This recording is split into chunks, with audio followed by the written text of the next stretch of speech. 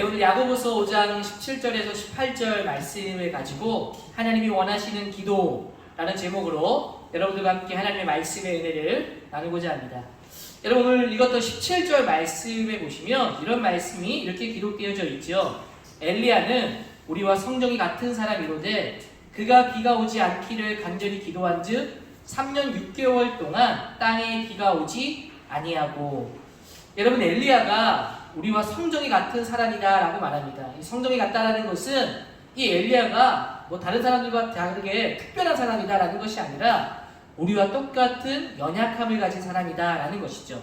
그가 뭐라고 기도했는가 하면 비가 오지 않기를 기도했습니다. 이 많고 많은 것 중에 바라는 것도 있을 것인데 왜 비가 오지 않기를 기도한 것일까요? 그런데 놀랍게도 하나님은 그 엘리야의 기도를 들으시고 여러분 3년 6개월 동안 비가 오지 않도록 그의 기도를 들어주셨습니다. 하나님은 엘리야의 기도에 왜 여러분 응답하신 것일까요? 저는 오늘 말씀의 그 이유를 찾아보면서 하나님께서 우리에게 원하시는 기도가 무엇일까? 이런 은혜로, 이런 내용으로 말씀의 은혜를 나누고자 합니다. 여러분, 엘리야는 목사님이 누누이 한 번씩 설명하듯이 북이스라엘의 선지자였죠.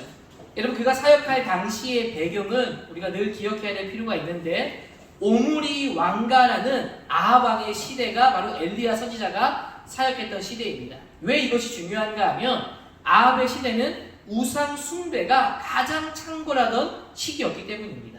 그렇게 된 배경은 아합의 아내 바로 이세벨 때문이죠. 여러분, 이세벨은 누구인가 하면 시돈이라는 나라의 왕 엣바알, 이 엣바알이라는 사람의 딸이 여러분 이세벨이었습니다.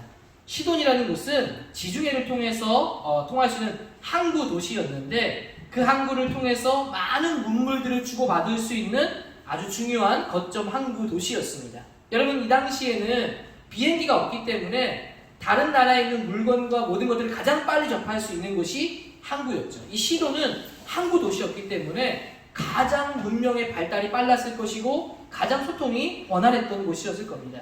특히나 이 시돈 사람들은 해양 민족으로서 무엇을 우상으로 섬겼는가 하면 바알을 우상을 충성스럽게 섬겼던 사람들입니다. 여러분, 이 이세벨의 아버지 이름이 엣바알이라고 말씀을 드렸는데 이 엣바알, 이 엣이라는 것은 바로 제사장, 엣바알, 바알의 제사장이라는 뜻입니다. 그는 원래 제사장이었다가 시돈의 왕을 죽이고 이 엣바알이 시돈의 왕이 되었습니다. 그리고 이세벨은 그의 딸로서 열렬한 바알 숭배자였죠. 그녀는 이스라엘로 시집을 오게 되어서 바알 신전을 짓기 시작했고 여러분, 그것으로 바알 숭배를 권장하면서 이스라엘을 가장 바알 숭배로 타락한 시대로 주도했던 인물이 바로 이런 이세벨 그리고 아합, 이걸 도왔던 아합이었다라는 겁니다. 여러분, 사람들이 하나님을 믿었던 이 이스라엘 백성들이 왜 이렇게 쉽게도 바알 숭배에 빠져든 것일까요? 하나님을 섬기면 괜찮은데 바알 신전에 많은 사람들이 모여들었고 바알을 숭배했습니다. 왜 하나님보다도 더 바알을 숭배한 것일까? 여러분, 그것은 하나님은 이스라엘 백성들에게 어떻게 살아야 할지를 알려주셨죠. 어떻게 살아야 됩니까? 하나님 백성은 저 이방 다른 민족과는 다르게 살아야 된다는 거예요. 바로 거룩하게 살아야 한다라고 가르쳐 주셨습니다. 그 당시에 나빴던 법들을 철폐해버리고 하나님의 법칙을 따라서 이기적으로 살아서는 안 된다.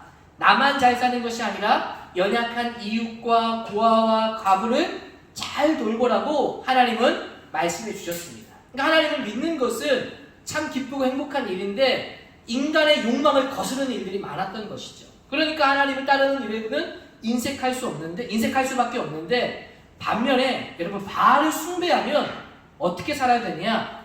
아무렇게나 살아도 되는 겁니다. 자기의 욕망대로 살아도 되는 겁니다. 바알을 따라 살면 거룩하게 살 필요가 없고 욕망대로 살아도 그것이 정당화되는 것이 바알의 교리였어요.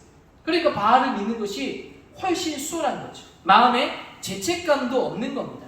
또한 바알을 숭배하면 인간에게 쾌락을 준다라고 여겼고 또 풍요로움을 주는 신이라고 여겼습니다. 이 풍요로움이라는 것은 소위 나를 부자로 만들어준다는 것이죠.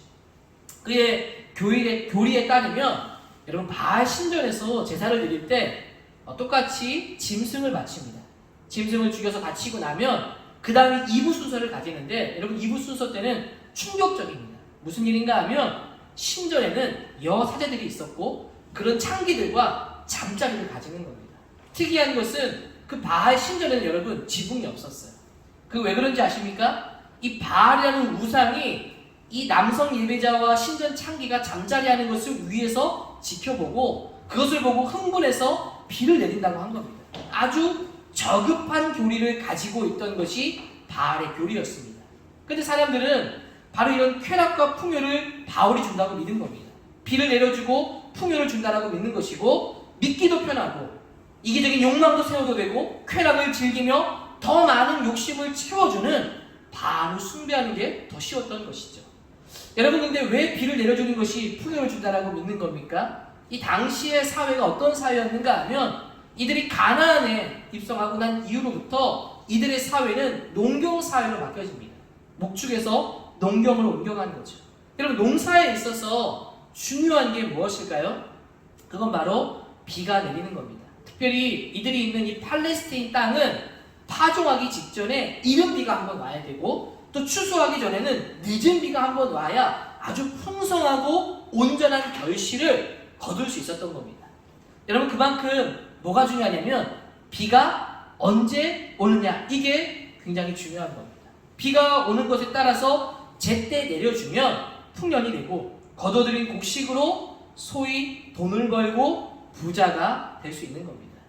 여러분, 이런 것을 볼 때 왜 하나님의 말씀이 시대를 지나도 여전히 우리에게 하나님의 말씀이 될 수 있는가? 인간의 욕망은 여전히 똑같다는 거죠.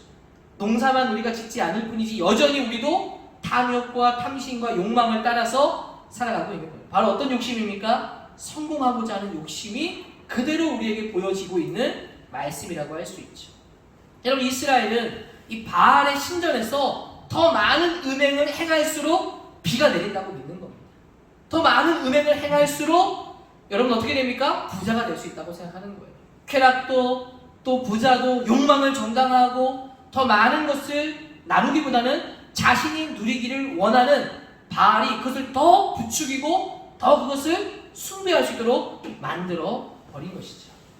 여러분, 이러한 때 바알이 참신이 아니라 여호와 하나님만이 참신이다라는 것을 보여줄 수 있는 게 무엇이겠습니까? 그것은 비를 내리는 것이 바알이 아니라 하나님이시다라는 것을 보여주는 겁니다. 여러분, 엘리야가 왜 비가 내려오지 않기를 기도한 것일까요? 그것은 바로 바알이 비를 내려주고 풍요를 주는 신이 아니라 바로 하나님만이 우리에게 비를 내려주고 풍요를 주시는 참된 신이다라는 것을 보여주기 위해서 엘리야가 그런 기도를 드린 겁니다. 여러분, 엘리야가 자기를 드러내고 내가 기도하니까 봤지, 이런 기적이 일어났다라는 자기 과시가 아니라는 거예요. 하나님께서 어떤 분인지를 드러내는 기도였다라는 거예요. 여러분, 그래서 5장 18절 말씀해 보시면 엘리야가 다시 기도합니다. 다시 기도하니 하늘이 비를 주고 땅이 열매를 맺었느니라. 엘리야가 다시 기도하기 시작하자 여러분, 그곳에 비가 내리기 시작했습니다. 3년 6개월간의 가뭄이 그치고 비가 내리기 시작했고, 또 어떻게 되었습니까? 땅에 열매가 맺게 되었다라고 말합니다. 풍요로움을 주셨다라고 말씀하고 있는 겁니다. 여러분, 이것을 통해서 비를 내려주시는 분이 누구라는 것이 정확하게 드러난 겁니까? 바알이 아니라 하나님께서 이 비를 내려주신다는 것을 확실하게 보여주고 있는 겁니다. 하나님께서 엘리야의 기도를 들어주신 것은 왜 들어주신 겁니까? 바알이 참신이 아니라 하나님이 참신임을 드러내는 기도였다는 겁니다.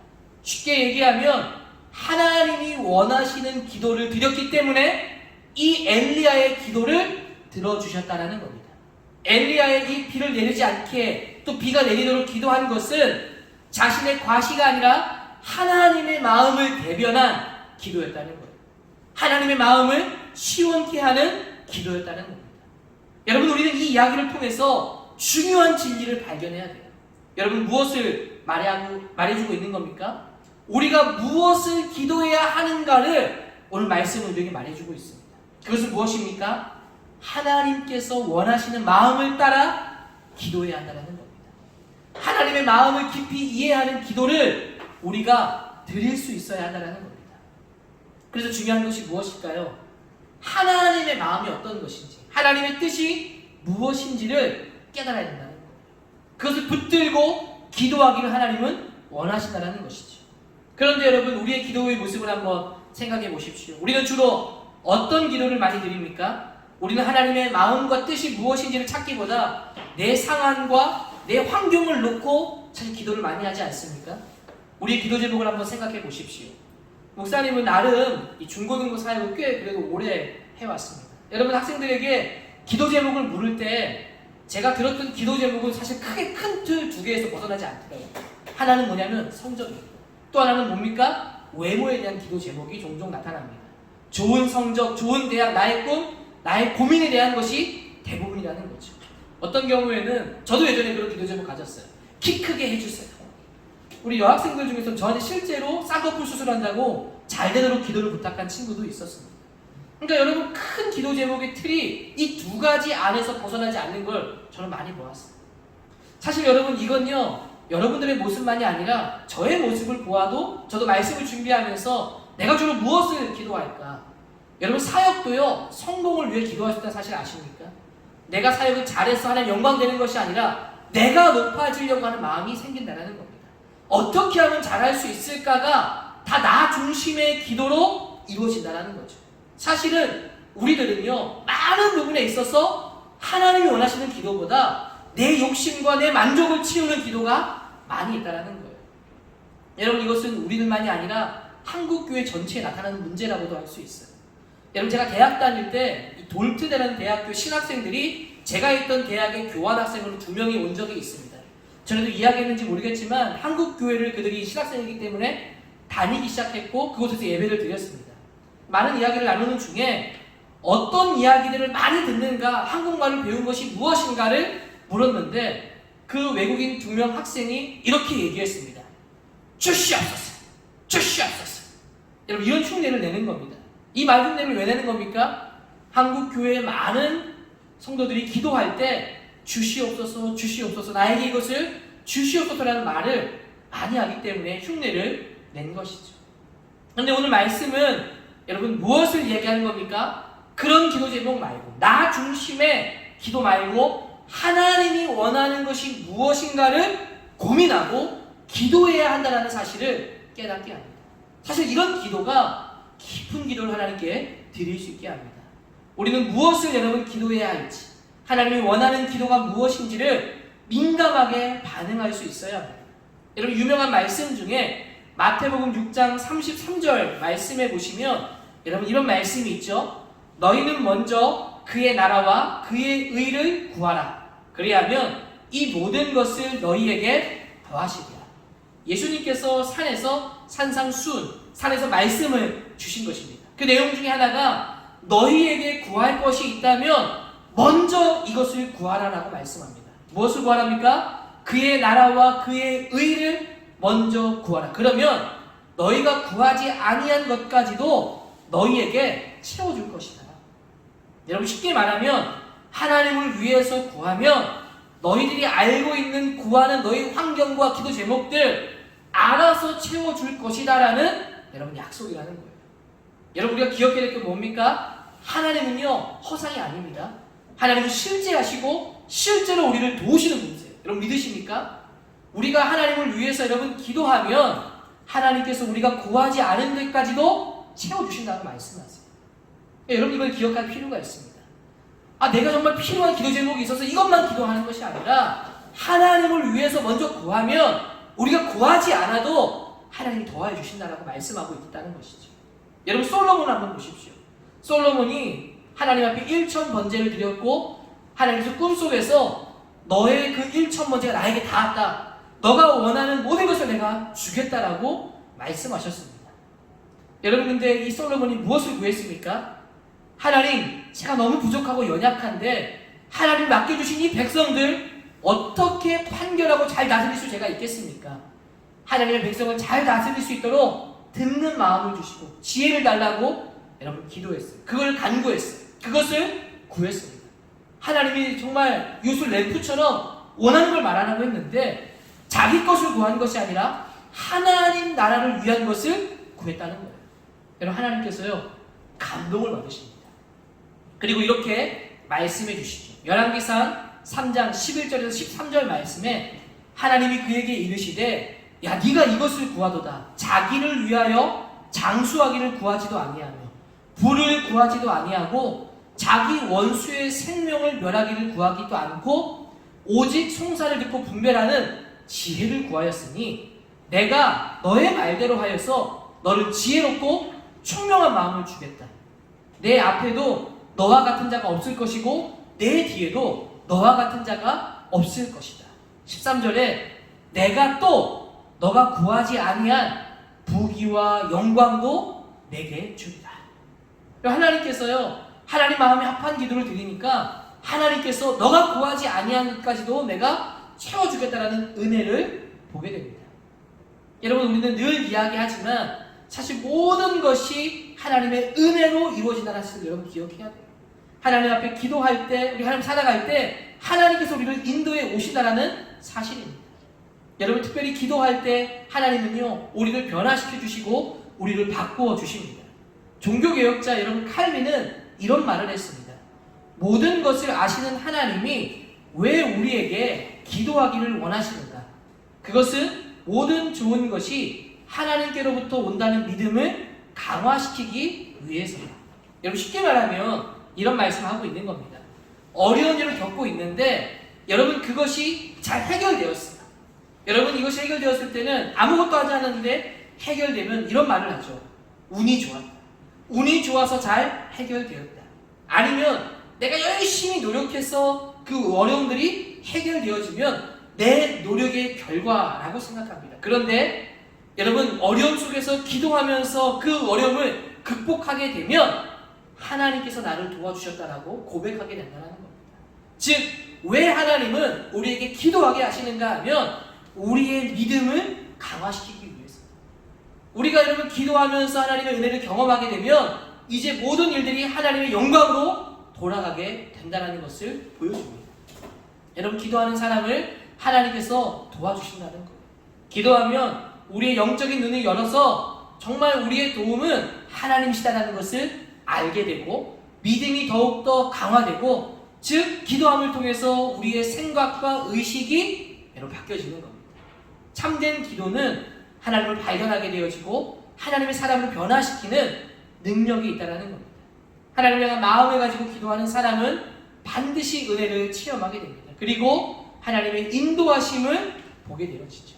그래서 여러분, 우리는 하나님께 기도해야 되고, 어떻게 기도해야 되는가? 하나님 마음에 합한 하나님이 원하시는 기도를 드릴 수 있어야 한다는 겁니다.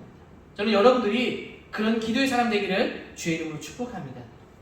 여러분, 그러면 어떤 것이 하나님의 마음을 반영한 기도일까요? 우리는 어떤 제목으로 도대체 하나님 앞에 여러분 기도하기를 하나님은 원하실까요? 저도 이 말씀을 준비하면서 참 많은 고민을 해보았습니다. 하나님, 정말 우리가 무엇을 붙들고 기도 제목으로 하나님 기도하기를 원하십니까? 우리가 어떻게 기도하기를 원하실까?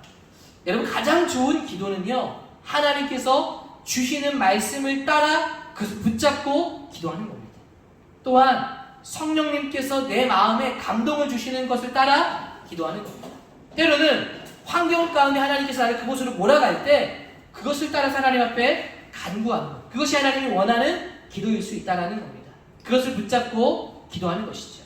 그러면 하나님의 말씀을 주실 때 그 말씀을 붙잡고 기도하는 것이 하나님이 가장 원하는 것에 가까운 것이라고 할 수 있는데, 여러분, 우리에게 주시는 말씀은 여러분 무엇일까요? 오늘 제가 말씀을 나누고 있지만 사실 저는 우리 교회가 우리에게 주는 말씀을 기억해서 그것이 메시지가 되어 우리 기도 제목이 되었으면 좋겠습니다.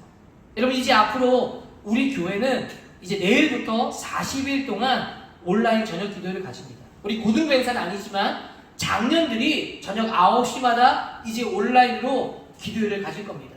여러분, 이런 기도회를 가진다는 이유가 무엇이겠습니까? 이 기도회를 참여하라는 것도 있지만 그 참여만을 강조하는 것이 아니라 우리가 함께 기도해야 할 때다라는 것을 말해주고 있는 겁니다. 여러분, 지금요 코로나 시대에 우리 모이지 못하고 있고요, 굉장히 온라인 수련회로 인해서 이전과는 다른 수련회를 경험하고 있습니다. 굉장히 다양하게 어려움을 겪고 있는 시대에 있죠. 영적인 위기, 여러분 이런 상황 가운데 있습니다. 근데 우리는 위기라고 말은 하지만 진짜 긴장하진 않고 있어요. 진짜 위기라고 말하지만 우리는 어떻게 해야 될지 모른 채 그냥 하던 일을 그저 하면서 살아가고 있습니다. 이러한 때 하나님께서 우리 교회에 세우신 담임 목사님을 통해서 메시지를 주셨고 저도 그 사람을 돕고 있는데 기도해야 할 때라는 것을 말씀해 주고 있다고 저는 믿습니다. 저는 이것을 붙잡고 우리에게 기도 제목으로 삼았으면 좋겠습니다. 사실 기도 제목이라 하면 이것 위해서 기도해달라고 우리가 기도하지만 여러분 기도 제목을 아무리 준들 우리가 기도하지 않는데 기도 제목이 많은 게 무슨 소용이 있겠습니까? 저는 그래서 9월부터 내일부터 시작되는 40일간의 기도가 이 기도회가 하나님이 원하는 기도 제목이 무엇인가 생각할 때 우리가 기도의 자리로 나아가서 40일 동안 우리 스스로 기도하기를 원하신다라고 저는 믿습니다. 저는 여러분들이 오늘 이 말씀을 붙들고 기도할 수 있게 되기를 소망합니다. 특별히 여러분에게 도전합니다. 이제 말씀을 듣고 결단했으면 좋겠어요. 여러분 우리는요 저녁 9시에 딱히 오지 않아도 괜찮습니다. 우리가 할 수 있는 만큼만 했으면 좋겠어요. 하루에 단 5분이라도 내가 기도의 자리에서 기도하는 시간을 가지게 되기를 소망합니다. 여러분 하루하고 그치는 것이 아니라 꾸준하게 하는 것이 중요해요. 10분도 30분도 잡을 수 있지만 할 수 있는 만큼만 합시다. 할 수 있으면서 성실하게 한번 해봅시다. 하나님께서 우리에게 말씀을 주시고 하나님 원하는 것이 무엇인지 기도다라고 말씀하십니다. 기도의 자리로 나아가라고 말씀하십니다. 여러분 5분을 정해놓고 정해진 시간에 5분 이상을 여러분이 할 수 있는 대로 미루지 말고 기도의 자리로 가게 되기를 축복합니다. 이것이 하나님이 주시는 말씀이라고 붙들고 기도하게 되기를 원해요. 이전에 담임 목사님께서 기도원에 다녀오신 이야기를 들려주셨는데 그곳에서 한 도인을 만났습니다. 기도원에 산에 있는데 텐트 치면서 그곳에서 그냥 매일 기도하면서 사시는 분이랍니다. 이야기를 나누었다는데 어떠셨나요? 하고 제가 물었습니다. 목사님께서 이런 말씀하셨습니다. 세상 속에 살면서 내내 스마트폰하고 세상을 엔조이하며 살아가는 사람하고 산속에서 늘 하나님을 묵상하며 기도하는 사람의 말이 어떻게 같을 수 있겠는가? 한마디를 해도 감동이 되어지고 한마디를 해도 하나님의 영감이 주어지는 것처럼 느껴졌다라고 말씀하는 겁니다. 여러분 마음에 감동을 주고 말씀을 깨닫게 하고 우리를 변화시키며 영향력을 주는 것이 무엇입니까? 기도다라는 겁니다. 여러분 저는 목회자로서 이런 생각 많이 가졌어요. 설교를 잘해야 된다. 유능한 설교자가 되고 싶다. 이런 생각 많이 가졌는데 여러분 기도에 대한 말씀을 준비하고 기도에 대한 책들을 좀 보면서 정말 이런 생각이 들었습니다. 유능한 설교자가 아니라 능력의 기도의 사람이 되고 싶다. 정말 유능한 사역자가 아니라 유능한 기도의 사람으로 불려지는 그런 사람이 되어야 되지 않겠는가라는 마음이 품어졌습니다. 저는 여러분들이요 정말 다른 어떤 것에는 드러나지 않더라도 정말 이 학생 정말 기도하는 사람이구나, 하나님의 마음을 시원케 드리는 사람이구나, 여러분 그런 소리 나왔으면 좋겠어요. 우리 고등부가 다른 건 몰라도 기도하는 고등부구나, 여러분 그런 이야기가 나왔으면 좋겠습니다. 40일 동안 우리 결단하고 기도하면 하나님께서 우리에게 그런 은혜를 주실 거라 믿습니다. 여러분 오늘 이 말씀을 통해서 하나님께서 저를 통해서 여러분들을 흔들어 깨우신다고 믿습니다. 우리가 기도하기 시작하면 우리 안에 그동안에 하나님에 대해서 몰랐던 마음들이 깨달아지기 시작할 거라고 믿습니다. 때로는 우리 안에 굳어졌던 마음들, 하나님 향에 감동도 없었던 그런 마음들이 녹아질까 믿습니다. 나 중심으로 살았던 마음들이 하나님의 마음으로 가득 차게 하여 주시는 줄로 믿습니다. 말씀은 진리를 깨닫게 하지만 기도는 우리의 마음을 하나님께로 가게 합니다. 여러분이 기도의 시간들을 가짐을 통해 하나님 마음으로 가득 차는 여러분 되기를 소망합니다. 그래서 하나님의 마음을 품고 하나님 원하시는 기도의 자리로 기도할 수 있게 되기를, 기도의 사람 되기를 주의 이름으로 간절히 축복합니다. 아멘. 우리 같이 한번 말씀을 기억하면서 하나님 앞에 기도하는 시간을 여러분 가졌으면 좋겠습니다.